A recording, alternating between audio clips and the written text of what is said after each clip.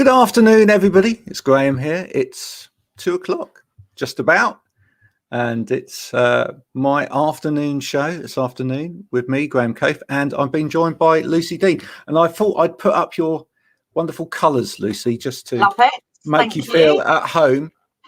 This is your new branding for your business. So tell me a little bit about the branding and you to begin with.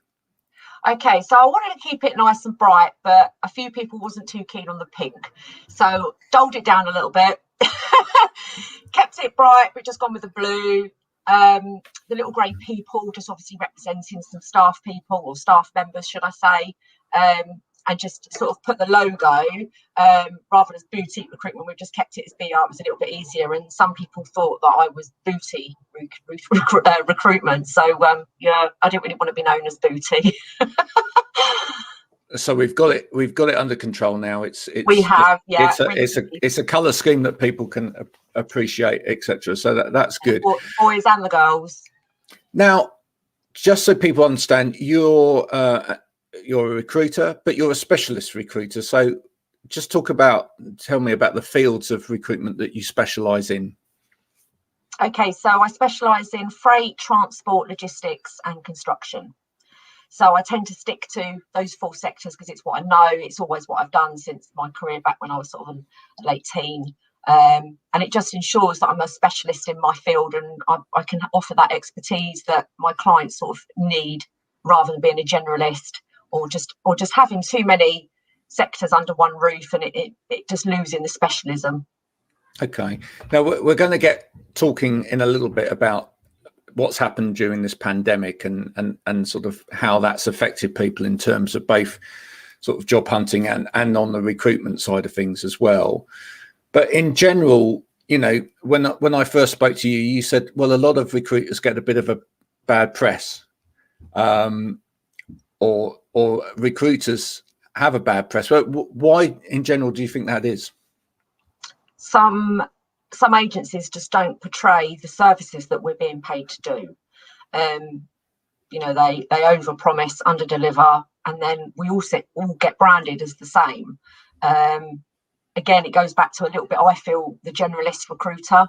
If you're not specialising, you're not going to be particularly good in your field. You're not going to be able to offer the quality of candidate that you need to deliver. And again, people assume that we're all going to be the same, and we're not. And the cold calling, they just think, oh God, another recruitment agency. They just randomly call in, haven't got a clue who they're talking to or what the business is about. So of course, as soon as somebody that does know what they're doing, or I like to think I know what I'm doing, calls up, we get a bit of a raw end of the bargain, really.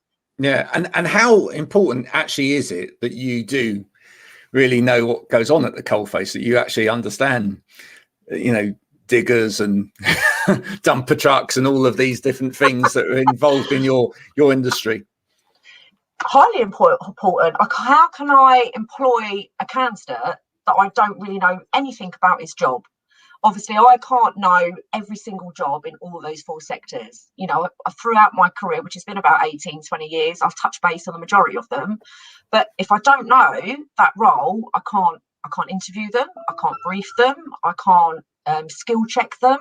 It really does boil down to I can't do my job if I don't know the jobs themselves. It's not just a matter of being given a job title and sticking that advert out with that job title. Okay, and then typically, who are your kind of clients? Who are the kind of people that you work with? Well, within the freight, it's obviously anything to do with air freight, anything that sort of moves in a plane. It could be air, road, sea, rail, a lot of varieties. Within logistics, it's going to be more obviously like the supply chains, the couriers, etc. And construction, you're looking at anything that gets built, basically. And again, it could be anything that gets moved because you've got the iPath equipment as well. So hence where the transport and the construction, it seems quite wide apart, and plus the aviation, it all marries in generally. So obviously because of my construction as well, I started more so on that as well, because I had a few construction companies on at the time that were coming to me because they had airport contracts, but the the general labourers needed to have airside passes or just be able to have the certain airport regulations, and their current supplier didn't have that. So me having that, I was able to put the construction boys out on the airport, making sure all the paperwork and the security and the compliance was on point. On point. That's what we like to hear. Karen's watching, and she's chipped in. Not all agencies are the same. She says winning clients over is the first hurdle any recruiter needs to get over. Would you agree with that? Oh, completely, yeah. At the end of the day, doing those mass calls, the mass, hit the KPIs, must do the sales calls. It's quantity over quality. You need to make sure that you're targeting businesses that you know that use agency staff, like whether that be permanent or temporary, whether they've got that need within their business, and that you know a little bit about them, and obviously the job role. It's all about research and knowledge, not just about just general sales. So what kind of things do some agencies do wrong then, and which puts clients off? Without naming names, but what kind of things do? I don't want to do that. We haven't got that long. Well, I was obviously employed by a few recruiters before I decided to set up myself. The compliance and the paperwork, it's not really being done as it should be, and perhaps a lot of people don't realise that the plane that you travel in on your lovely sunny holidays with all your family sat on board, underneath it is quite millions of pounds worth of freight. So if your paperwork's not on par and you're letting any Tom, Dick and Harry sort of go and do and load that aircraft, or even the pallets that those people load onto the aircraft, you're putting a lot of people's lives at risk, in my opinion. Yeah. I learned that from an early age. So yeah, compliance is key, and a lot of agencies aren't really up on that. Obviously the management with regards to KPIs, they want the calls, they want the quantities of calls, everyone just to bombard these poor people. They must get hounded daily by at least 10, 12 plus agencies, can I speak to the transport manager, please? That sort of scenario. So again, it's just not good business. It's not what we're here to do. We are predominantly offering a service that should make that client's life a lot easier, smoother and slicker, rather than just thinking, oh God, please get off the phone. And I think you've actually said to me though as well in the past when we've spoken that sometimes on the one hand, these agencies are bombarding the client with phone calls in order to, make a sale, as it were. But on the other hand, then often when that client actually needs more support from the recruitment agency or needs more help and advice or more details, quite often they're not at the end of the phone. No, they tend to shy away, because it's that down to thing is, oh yeah, I can get in there, I've got these rates, I'm going to supply you 10 drivers, I've got the. If they're good drivers, they're not going to be sat about, in my opinion. Same with labourers, most sectors actually, if they're good quality staff members, they're going to get snapped up. And then when they need the support, if you've got some temps out, in my opinion, I'm a bit old school. I like to do my check-ins. So if, say, for instance, you're asking me for some temporary staff and you get the ones a bit late or they don't show up, why should that company have to phone me and say, excuse me, do you know where your employee is? Because if I'm paying them, I'm the employer. So why should that company have to ring me to find out where my employee is? So it's, again, because there's obviously problems, the quality of staff's not there, the agency then starts to sort of withdraw and sort of back away from it. So the service isn't delivered. They want to keep everybody ticking over as the cash cow, but when they need to put the legwork in and offer and deliver that service that the client is paying for, it doesn't tend to be there. No. Well, I've certainly been in the business before now where I've been at the recruiting end and I've been, used an agency or two, and then they've sent CVs, and I sometimes wonder about CVs, whether anyone actually at a recruitment agency bothers to really read them prior to them going out, because sometimes they're just so, what one CV that you get is just so distant from another in terms of whether it's right, whether that person's right for the job. And quite often, you have to end up doing quite a lot of the checking through those CVs yourself in order to make sure that they've ticked all of the boxes that you've told that recruitment agency you want. So how do you feel about CVs, etc.? I mean, are people getting that right? I spent most of my life reading CVs. Yeah, CVs are fine. You know, a recruiter could have one position in with a client and they're just going to have massive applications. Like I could have anywhere between sort of 100 to 200 applicants per job vacancy. And I think that sending over 10 CVs a bit excessive. Personally, I like to send over sort of good, strong 5. It's my job to sift through all the rubbish, all the wallies of the world. You know, going for an air freight, say, imports role. The best one I've had recently apply this week is a spring onion picker, which I didn't feel had the skill set. But sometimes as well, when you're going about the differences in CV, so even now in my career, if I've got a new client on board, that 5, I will ensure that they have that skill set requirement and the briefing that I've been given to make sure that this person has had some sort of touch point of the experience required.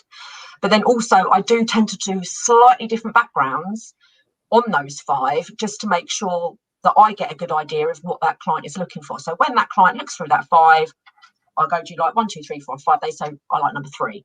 I can think, oh, right, okay, that's the line that we're looking for. So I'm down the right route. Okay, right, so let's have a look more for number 3 style, you know, type CVs. But throwing, you know, like the sketchy up the wall, expecting it to stick, as I say, it's like the betting game, you know, 1 in 10, you know, I'm bound to get a placement out of 1 in 10. But if they're all rubbish and you're not, you're better off just to put in a good quality 5 or 3. So the way it should be done is a bit like Kirsty and Phil on Love It or List It, which is that, you know, he has 3 properties that he puts up for that couple to look at. And so he's made the selection. But what he does is he puts off number 1 first, has a little look at that and sees the reaction to that. And then, you know, sees whether he's going in the right lines, and then he may change his mind slightly and go, well, actually, you know, you might want to have a look at this, etc., because, you know, this, now I understand where you're going with this and what it is that you want a bit more. So there is kind of it's important that there's a relationship there, is what I'm saying. Yeah, the relationship's important, and also the method. As I say, my method is make sure that I'm putting over, because I would never put anybody over unless I was confident enough in that person, because obviously I'm only ever as good as the last person or the last CV I send, no matter how much people love me or like me. But the method is you need to make sure that you and that client or the end person is confident, and you're both agreeing that, yeah, this is what we're looking for. Because I could, as I say, if I send over a few CVs and they're all of the same but just different types of people, you know, you could either be completely right or completely wrong, and they just think, why have you sent me over this? You haven't listened to me at all. So it is really important that you're all communicating well enough and that you've got a method to how you are recruiting for that individual. We just put a little comment up on the screen again there from Karen, which was helpful. She feels that you're doing absolutely the right things, which is great. Now, Karen. One of the things I would say is right at the start of this, we did mention, and when we advertised this, we did mention that, you know, we're in the middle of this pandemic, and obviously a lot of people have lost their jobs. We saw a lot of people being put onto furlough and didn't really know whether or not they had a permanent role at the end of it, or whether they'd ever get back off of furlough. So what we've seen in the sort of office culture is certainly a lot of people move away from the roles that they were in and out into self-employed admin roles, etc., working from home. In your area, though, I mean, we know that there are still some shortages. There are still people being looked for within construction, freight and transport. But there have been a lot of redundancies in other areas where there may be, and I know when we were talking about this prior to coming on air, transferable skills. So we talk or think about, for example, you know, the retail business. There's been a lot of businesses that have been affected on the high street, for example. A lot of businesses that, you know, where like hospitality as well, where it's to the public, it's public facing, etc., where they've had to make cuts. What is there out there for those kind of people who perhaps don't know at the moment, or hadn't even considered that they could actually transfer over into some of the industries that you actually look after? Good question. It is quite tricky. A lot of people always sort of see a bit like transferable skills. Are they transferable, or are you just switching sectors? But yeah, the air freight industry, including obviously transport sectors and everything, anything to do with sort of freight, they're always needing people that have got a CO, a CRB, and a 5-year checkable history. So the CO is a cargo operative. That gives you the entitlement to look, move, and touch freight and go within a bonded warehouse. The CRB, obviously, that's a criminal reference check to ensure that we know where you are, who you are, and that you're all tickety-boo. And your 5-year checkable history, just another reinforcement, just to know that we know your whereabouts for that 5-year period with no gaps any longer than, say, 14 to 28 days. And there's a lot of criteria that you have to meet for that. So if these people that were doing basic van driving, working in a general warehouse, they could be moving drinks, they could be moving clothing for these, the retail outlets. They could perhaps upskill, get themselves a CO, get themselves a CRB. Obviously, as an agency, we would obviously go through the 5-year checkable history to make sure that we've got the I's crossed the T's. We could then put them towards air freight, even if they haven't got the experience perhaps driving around the airport and don't perhaps understand the ways of the world and the policies. It is a bit of a strange old place, the airport. But there is a opportunity that if things are dry, we can get these new fresh talents in and train them up and put them through the door. So there's people out there that have got a basic van license, got a basic forklift license, and have got basic warehouse knowledge. They could upskill, transfer across to air freight. Right. And also, actually, even if you've just worked on just forklift trucks, a lot of the construction industry, they're always needing forklift drivers in yards. People don't always think of that. So if you're one of those people that have, been a silly Billy back in your younger youth and you perhaps can't get your CRB, because I hear it a lot, and some of them are really silly. They don't always meet the criteria that we can't have over at the airport, but there's some people, they could perhaps go into other sectors that don't have to have that clearances. Yeah, and just so people know, you're physically in a really good location to know all about what's going on at the airport, because you're just a few miles from Heathrow, aren't you? Yeah. Whenever I'm trying to listen to my programs and that plane goes over, I'm here. So you've literally got very good close links to the airport. I have, yeah. If they go over my house, it's generally where the wheels come up or down. So, in terms of upskilling, you mentioned upskilling there. What sort of tips could you give people, or can people contact you about where to start in terms of upskilling? Yeah, I think people, not being rude, generally people's CVs aren't actually what they've done. If I take the time, and if I've got the time to ring through I could have 20 CVs come through the door, and I think I'm going to read that 10 fully. Those 10 I've skimmed. I'm not really seeing the keywords I want. I'm probably not going to bother and push them aside, as much as that sounds a bit cruel. But the masses of CVs that you get, you have to draw a line somewhere. Yeah. But when things are down and you're looking for a particular person, you can go over that CV and you think, all right, I'll give these a ring. And I ring them and I just think, why haven't you put that in there? You've got this X, Y, and Z that you could offer to the table, and you haven't. You've not displayed it. Don't write stories on your CVs. Let's keep it short, brief, bullet point, and just really hone in on what you have got to offer. And another point on that I always tell all of my candidates, you need a CV for the job that you're going for, not just a generalised story CV. Just it needs to be, you're applying for that job, you tailor your CV to that, because you need to hone in on the skills that you've got and you've experienced. Yeah. So we could go and talk to these people, and they could phone us up and say, well, I've done this, what do you think? Let's have a chat about it. Let's see where we can make some movement. Let's see what direction that we can put you in. And do you need the upskill, or do you just need a little bit of experience? Could we put you in a juniors type role, or a trainees position, or put you in a temporary role where you get to have a little feel of what's going on and see how you feel and see what the client feedback is. So there's always a lot of room movement, but I do think these people need to speak to agencies or employers or the job centre and find out, get your opinion. Do you think I've got transferable skills? What do you think I could do with this?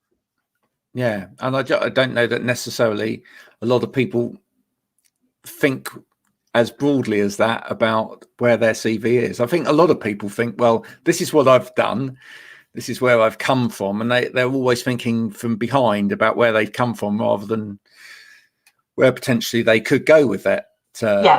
that set of skills. You know, Yeah. I said to you when we talked about it, I said, you know, if I'd have believed that when I'd left university that one day I would have, you know, ended up as a COO of a edtech, I just wouldn't have ever put myself in that position. You know, I think I did the little machine at the computer machine at university. It told me that I was going to run a charity,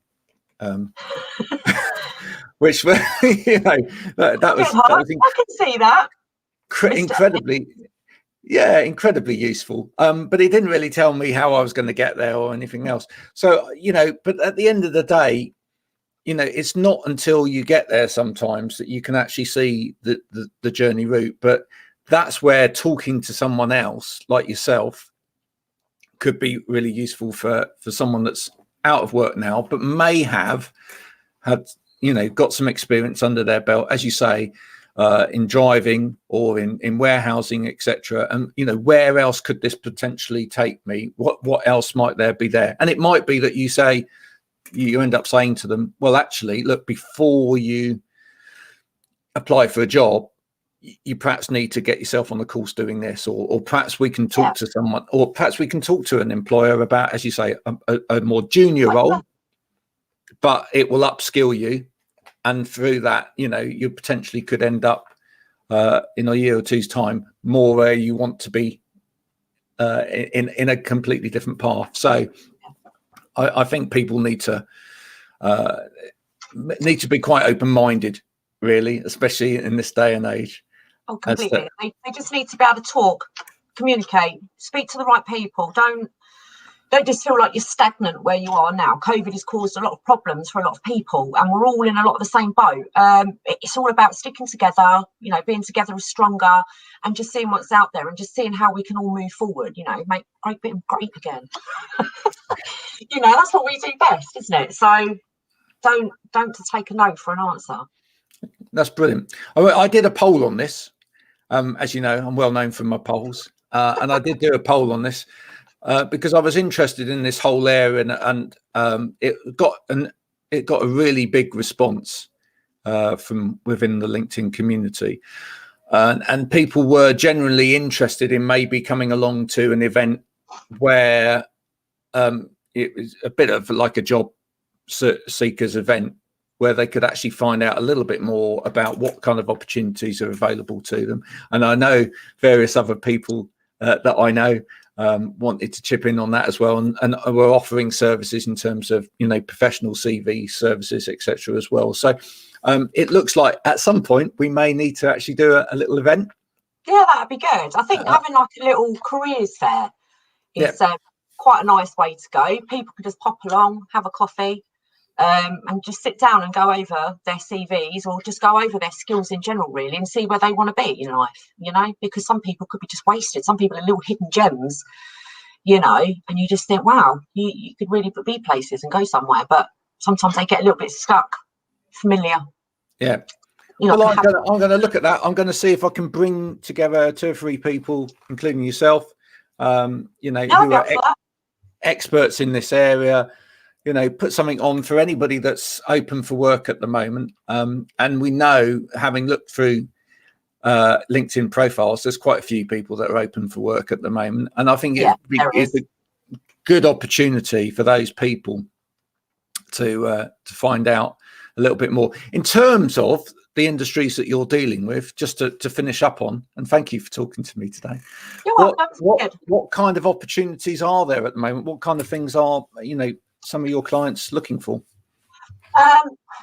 It's always a bit of a downtime at the moment. Obviously, COVID's caused us a lot of problems, as everyone keeps sort of going on and banging on about. Chinese New Year in the sectors that I deal with caused a bit of a low. Obviously, China decides to shut down between sort of the 12th and the 22nd of February. So once that's 20 seconds hit, it should start picking up, and it is. I've seen a lot of movement even this week. But there's, due to Brexit as well, you've got an increase in imports and customs paperwork, obviously because of the new regulations. The paperwork is swamping companies. So I've got lots of positions on for imports and customs specialists. Always needing good quality HGV and van drivers for the airport industry. Again, if you've got a license, you've got, you know, 1 year solid experience on the UK roads. we can upskill you if you haven't got the COs and the CRBs and get you out there and get into the air freight industry. So there is quite a few jobs out there. I hear all the time that there's not a lot of jobs, but I've got quite a few on, and I am struggling to fill them, you know, with good quality staff members. Yeah. And do you know what, actually, from a totally separate point of view, you know, there probably are, by moving into some of these industries that you're talking about, for some of the people that are actually struggling with just being locked down and the mental health aspect of that, and actually, you know, sitting at home at the moment. Of course, could help those people take out the mundane period of life. Yeah. You know, do everybody a favour, get a bit of brain power going. Well, yeah, absolutely. And maybe, you know, at the end of the day, as you say, things are still moving literally on the roads when it comes to transportation of goods, etc., etc. So, you know, if you want to actually get some miles under your belt and see a little bit more of the country and feel like you're slightly less, you know, inhibited by stuck like most people are at the moment, then maybe, you know, looking at some of these jobs where you actually can go on a bit of a journey might be really quite useful to some people. So that's another really good point to think about. So thank you very much for talking to me today. And it's been an absolute pleasure. So if people want to get hold of you, just so that people know, you have a website. This is the website at the bottom. It's boutiquerecruit.com. And just so we explain that once again, it's called Boutique because boutique actually means specialist clientele. And also because I started off as a little fluffy blonde girl that didn't have a clue, walking up on truck yards, and I used to say, oh, look, here comes Miss Boutique. Then I got my HGV and proved them all wrong. Right. Okay. Yeah. So there you go. There you are. When you're on the site, you're in with the best of them. Yeah. Definitely. Pick up, I rock up in the Ranger, got the hard hat, got the high vis, got the knowledge. Absolutely. Lucy, it's been a pleasure. If anybody wants any more information, either contact Lucy direct. She's on LinkedIn. You can find Lucy Dean on LinkedIn. Go to boutiquerecruit.com, sorry, or DM me and I'll pass the details on. But thank you very much for joining me today, Lucy. Thank you. More than welcome. Thank you for your time. Been good. Cheers. Thanks. Bye. Take care. Bye.